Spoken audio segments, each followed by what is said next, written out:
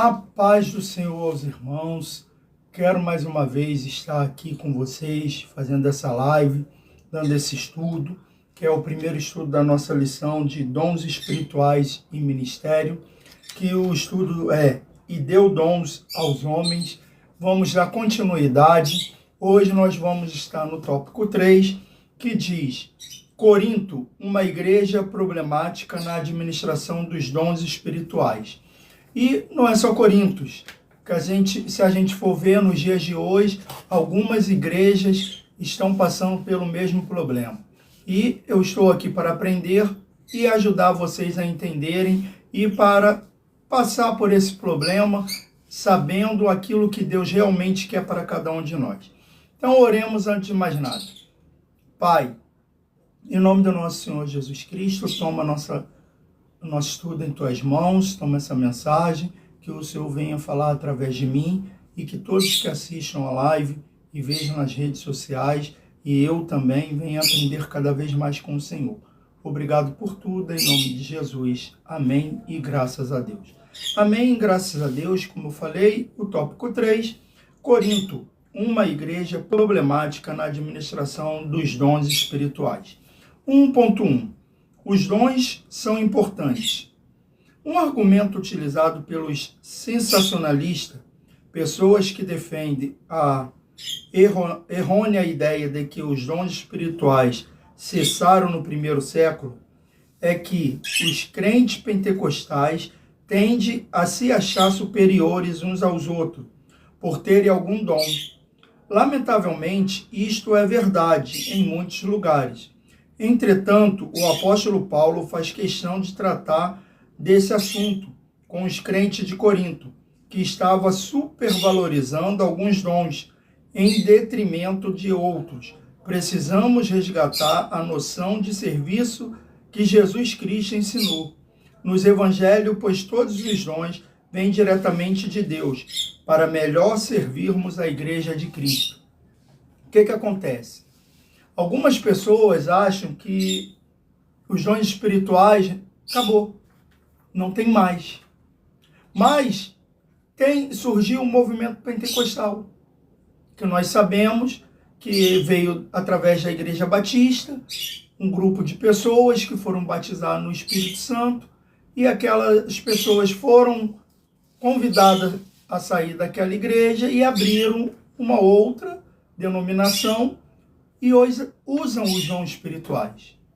Só que o que acontece? O que não pode, aliás, acontecer, é você achar que é superior a qualquer um. Sim. Eu tenho o dom de discernimento de espírito, eu sou superior à igreja tal, porque na minha igreja tem dom de discernimento de espírito, tem profecia, tem revelação, tem cura. Opa, calma aí. Você não é melhor do que ninguém, porque esse dom não é teu, é de Deus. Ei, e você agora, que acha que os dons cessaram? Quem é você para limitar o poder de Deus? Deus não vai cessar os dons para os seus. No Antigo Testamento, os dons só eram mesmo, Deus já dava somente para quem ele queria usar, que eram os reis, sacerdotes, profetas, alguns líderes, juízes. Hoje não. Depois que Jesus morreu, foi crucificado na cruz e ressuscitou, o véu rasgou. O que acontece?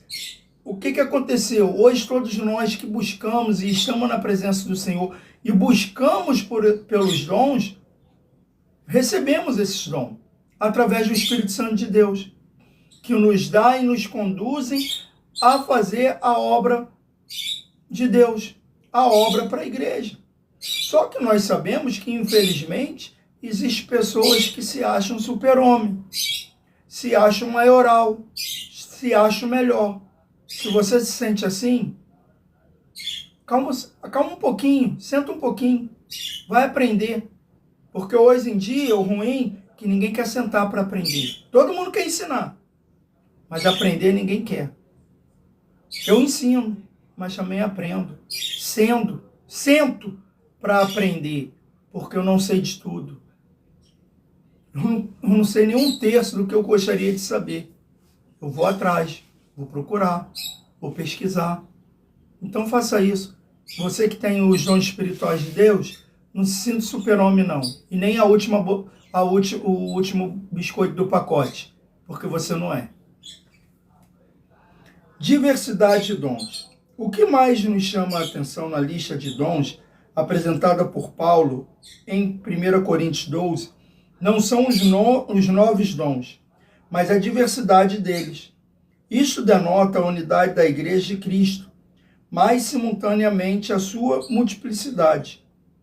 O comentário bíblico pentecostal, Novo Testamento, tem razão quando fala que talvez Paulo tenha selecionado estes novos dons para serem adequado à situação que havia em Corintos. Pois, se compararmos a lista de 1 Coríntios com Romanos e também Éfesos, veremos que outros dons são relacionados de acordo com a necessidade de cada igreja local. Sim. Quando nós olhamos tanto Coríntios como Romanos e Éfeso, nós vamos ver que Deus ele vai usar os dons dependendo daquilo que o local precisa. Certa vez eu falei com um amigo assim, ele falou assim, poxa, fulano é meu amigo, nunca mais apareceu, na hora que eu mais precisei, eu tive dificuldade financeira, eu não podia comprar uma carne, uma comida para dentro de casa, e ele dizia que era meu amigo. Quando tinha festa, tinha tudo, ele estava comigo. Aí eu falei para ele assim, como que Deus vai enviar quem tem menos que a gente para nos ajudar? Você já procurou esse seu amigo para saber qual é a situação dele? Como ele está? De repente, ele sempre esteve com você e hoje não te procura mais por vergonha, porque ele achou que te abandonou, mas ele não tinha condição de te ajudar. Por quê? Porque ele também não tinha. Você já viu um cego guiar outro cego? Não, não tem como. Então Deus vai usar os dons de acordo com a necessidade da igreja. Se a igreja está orando por cura, está precisando de cura, Deus vai dar os dons de cura para aquele pessoal, para aqueles membros. Se a igreja está precisando de exortação, Deus vai dar o dom de exortação para a pessoa, para o pastor. Para o pastor poder exortar com amor, com carinho. Porque algumas pessoas acham que exortar é bater, não é. É corrigir. Só que também você que não gosta de ser corrigido, tem que entender. Porque tudo acha, não, está me batendo. Não, não está te batendo. A correção não te machuca. A correção te ensina. Quando você entende que aquilo que a pessoa falou era para o seu bem, você vai falar, poxa, eu estava errado. Porque não me fez nenhum ferimento. Pelo contrário, me fez produzir. Então Deus vai distribuir para um certo tipo de igreja um dom. Para uma outro dom. Por quê? Porque é de acordo com como ele quer usar a pessoa. Às vezes você vai estar trabalhando e pessoas vão te procurar na porta do seu trabalho pedindo assim, ora por mim, meu filho vai fazer isso, meu esposo vai fazer uma prova, está muito nervoso, estudou, mas está nervoso, ora por ele. Pessoas vão te procurar, como pessoas às vezes me procuram, pastor, ora por mim, isso, meu filho vai fazer a prova de motorista, tá bom? Pastor, não passou na primeira, mas passou na segunda. Amém. Porque nós temos que glorificar o nome de Deus, não somente quando a gente recebe a vitória. Até mesmo quando a gente acha que perdeu, ou numa derrota mesmo, porque aquela derrota, muitas das vezes, é porque é para o nosso bem, a gente não sabe o que é, mas o que Deus faz na nossa vida não é para o mal, porque o sonho é nosso. Mas a realização é dele. Às vezes a gente quer realizar um sonho indo por um caminho, mas aquele caminho não é o caminho certo. Aí Deus vem, joga para o outro caminho, vai doer? Vai. Lógico que vai. Ninguém consegue construir uma casa pela laje, a casa se constrói primeiro pelo alicerce. Então, se você tem o dom, use o dom que Deus lhe deu. Não queira usar o dom que Deus não te deu, não. E use onde Ele te colocou para ser usado. Ponto 3. A autossuficiência e humildade. Os dons espirituais são concedidos aos crentes pela graça de Deus e não por mérito pessoal. Não podemos orgulhar-nos e portar-nos de modo arrogante e autoritário no exercício dos dons, mas com humildade e temor a Deus. Portanto, não use o dom que Deus lhe deu com orgulho visando a exaltação pessoal. Isto é pecado contra o Senhor e contra a igreja. Use-o com um coração sincero e transbordante de amor pelo próximo. Não foi por acaso que o capítulo 13, amor de 1 Coríntios, foi colocado entre o 12, dons, e o 14, línguas e profecias. Então nós vamos ver o amor, faça com amor a obra de Deus. Não se sinta, porque o dom não é seu, o dom é de Deus.